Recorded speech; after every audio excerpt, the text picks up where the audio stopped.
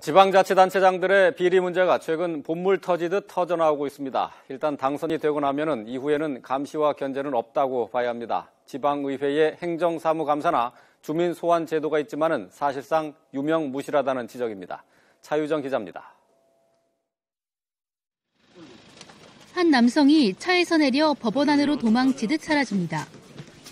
알고 지내던 여성을 성추행한 뒤 무마하려고 금품까지 건넨 혐의로 항소심에서 유죄 판결을 받은 서장원 포천시장입니다. 이교범 하남시장도 가스충전소 인허가 비리 등 무려 4가지 혐의로 영장실질심사를 받게 됐습니다. 전직 군수 4명이 모두 선거법 위반으로 낙마한 전북 임실에선 지난해 현직 군수가 또 같은 혐의로 벌금형을 받았습니다. 이처럼 최근 지방자치단체장들의 비리 문제는 끊이질 않고 있습니다. 재작년 국민권익위원회 주최 정책토론회 발표문을 보면 선거법 위반 등으로 기소된 자치단체장의 비율이 점점 높아져 민선 4기 때는 무려 10명 가운데 4명꼴인 것으로 나타났습니다.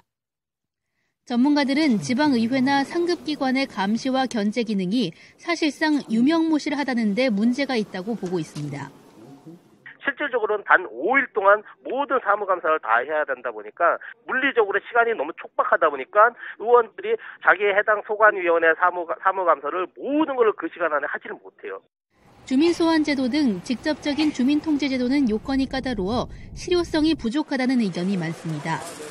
때문에 주민소환투표가 청구된 포천시장 건에 대해서도 제한된 기간 안에 서명부의 유효 여부를 일일이 확인하고 투표까지 시행해낼 수 있을지 회의적인 시각이 적지 않습니다. 지난해 지방자치단체 시행 20주년을 맞아 단체장 비리에 대한 성찰의 목소리를 높였지만 공연불인 상황. 청정 풀뿌리 자치를 위해선 지방의회 감사를 강화하거나 주민소환제도 요건을 완화하는 등 실효적 감시 기능을 강화할 필요가 있다는 지적입니다. YTN 차유정입니다.